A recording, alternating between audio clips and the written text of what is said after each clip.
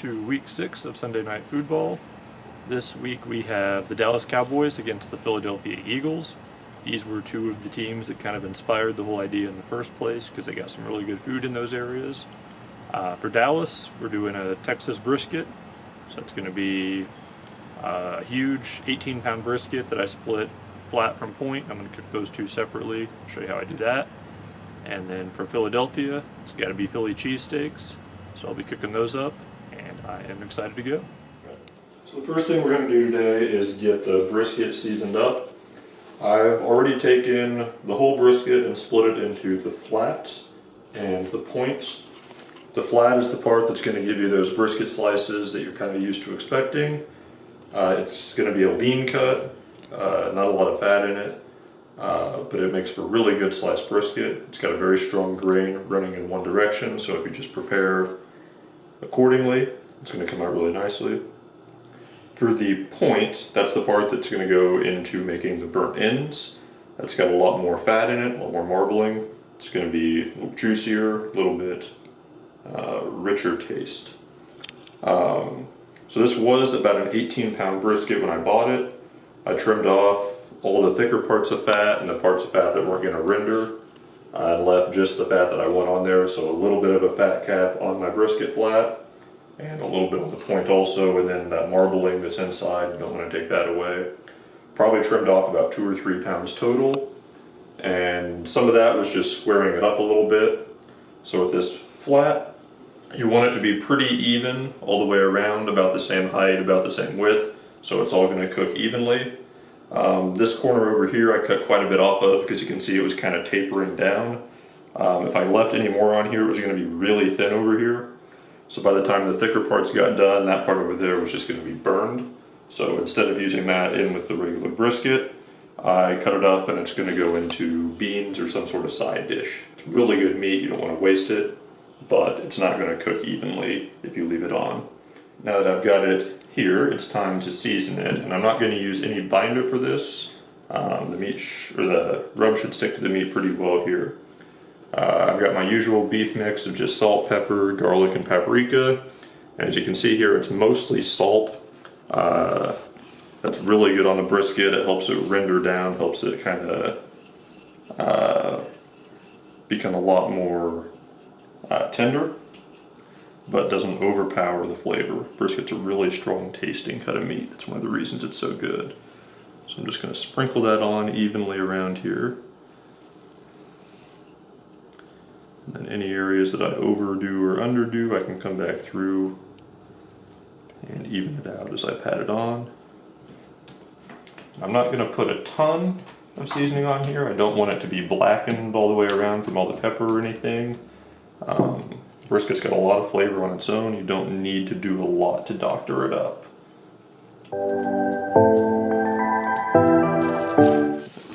Same thing on the other side.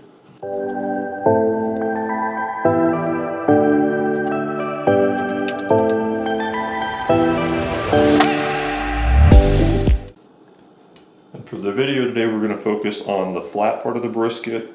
You saw how I did the burn ends with the point a couple weeks ago when Kansas City was in the Sunday night game. So for tonight, the flat is going to be the focus. So I'm going to let that seasoning sit there now until the fire is up and ready. It's probably going to be about 30 minutes at least. It's time for some of that flavor to work its way into the meat, and for the meat to come up a little bit towards room temperature without sitting up for too long.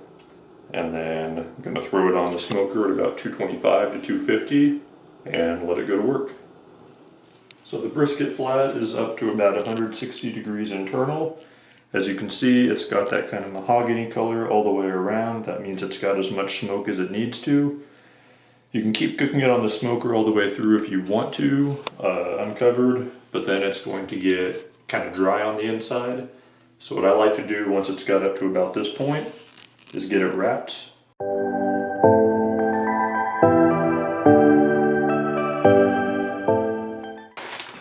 And then once it's wrapped like this, you can throw it back on the smoker to finish off, or at this point you can even finish it in the oven if you want to. That kind of gets a bad reputation, but it's really the same thing. At this point it's steaming, not smoking. So you're just wanting to get it cooked all the way through so that all the fat renders and that meat gets nice and tender. it works just as well on any surface at this point. At this point, it's just being steamed inside the paper. For the second part of our meal tonight, we've got Philly cheesesteak. So for that, I'm going to be using some chuck steak. It's kind of similar to a ribeye, but it's from farther up on the steer. It's got some decent marbling here. It's a lot less expensive than ribeye. That's why I'm going with it here for sandwiches where it's going to be cut up. I don't want to pay over the top. So to get this seasoned up, I'm just going to add a little bit of olive oil on every surface here. I'm just going to put that directly on my hand and then just coat it right in. Not doing a lot, just enough to help the rub stick when I get that on in a second, and enough that it'll get a good fast sear on the grill. That oil is going to help it cook nice and quick and help the rub stick to it.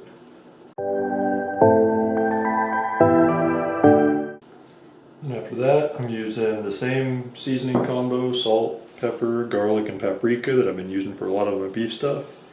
I'm going to go a little bit heavier on this than I did with the brisket. This is something where I want the flavor to show up. This is going to be strong flavor with those onions and peppers that are going to get cooked with it. So I want the seasoning to show up a little bit. Get that coated in. Then I'm going to let that seasoning set there for just a few minutes, and then I'm going to throw it on the grill and cook these really hot and really fast so that they'll be ready to go. It's time to get the steaks on the fire here. So I've had the onions and the peppers cooking for about 5 minutes, just got them sliced up and in a pan, a little bit of oil on top. Now I'm going to put these steaks right over the hottest part of the grill here. And I'm not going for my usual medium rare. With these, I'm going to be going for more on the medium well side. It's going to get sliced up. I want it to be cooked all the way through for the most part. So I'm going to do like 5 minutes on each side, and that should pretty much take care of it. So I've cooked the steaks for about 5 minutes or so on each side. I'm going to cut them into strips now, throw them back in with the onions and peppers for just a couple more minutes on the grill so they get cooked more evenly. So I'm just going to cut it into little strips. It's pretty well done across the board, so it's probably not necessary, but it'll be better this way. Get even cook. This will help that fat to render more too. That's going to be nice and juicy once it melts into all the veggies.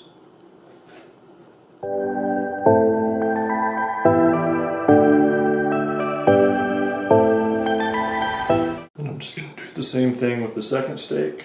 Get it cut up into little strips, get it thrown back on for just a few more minutes.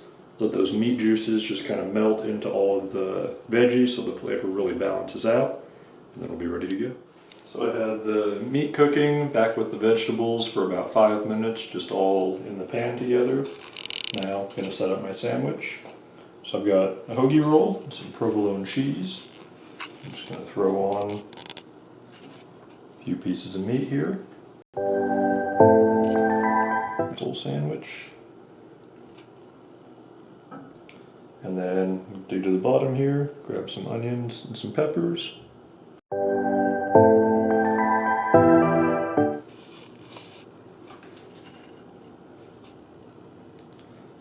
Something like that.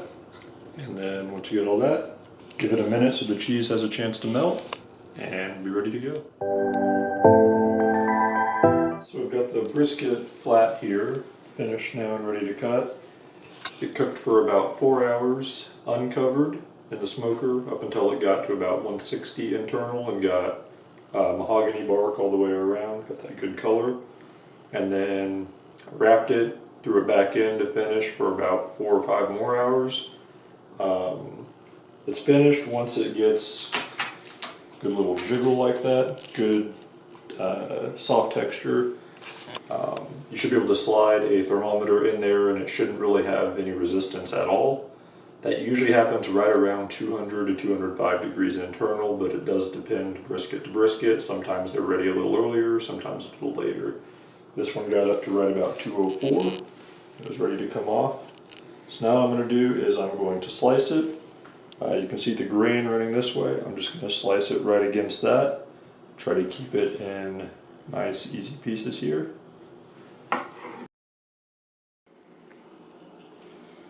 And if you separate the flat from the point ahead of time, like I did here, you should be able to go in pretty much one direction all the way through. If you keep the brisket whole, you're going to have to adjust and change directions once you get to the point where the flat and the point meet. But if you do it this way, it makes the slicing easier. And then you can do the point for burn ends, or do it for some really juicy, tender, thicker slices if you want to do it that way also. Just take a look here. It's still pretty hot. I've had it resting for about an hour, hour and a half now. You can rest even longer. You can see it's got a nice smoke ring around the outside, good color all the way through. Hold it up. It's really hot.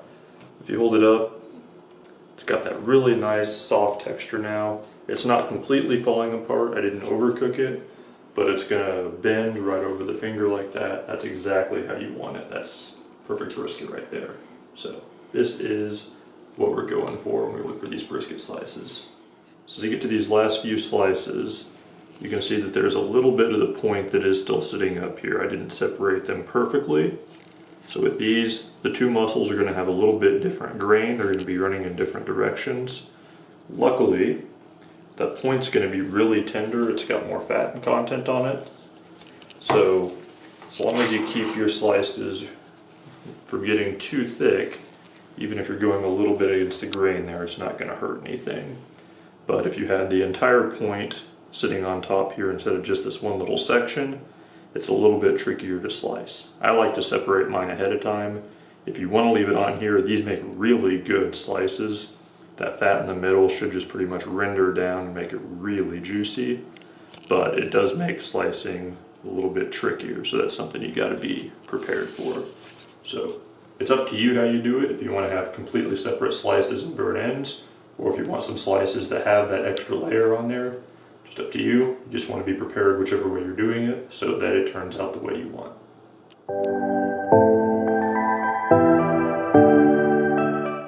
Thank you again for joining for week 6 of Sunday Night Football. Had a lot of fun cooking Dallas style brisket and Philadelphia cheesesteak for today. Thanks as always to my wife for doing the recording and editing and all that, and look forward to seeing you next week.